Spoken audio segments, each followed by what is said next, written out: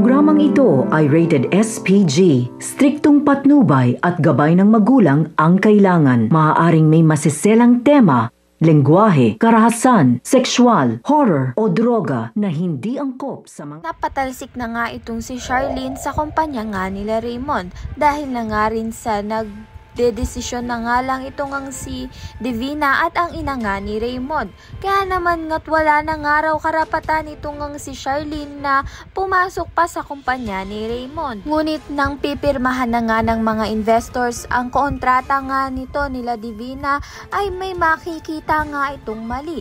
Kaya naman nga't magbaback out ang mga investors dahil inaakala nila na ini-scam nga lang sila. Ngunit nang mabasa nga nito ni Charlene ang kontrata ay bigla nga siyang pupunta nga sa kumpanya upang nga ayusin nga ito. Sa kabilang banda naman nga magkukwento nga ang mga preso dito nga kay Princess dahil nga raw ito nga si Xavier ay hindi nga raw nakikisama sa mga kapwa niya preso. Ang kay Xavier nga ay hindi naman nga raw siya magtatagal sa kulungan kaya naman nga't hindi na nga siya makikisama.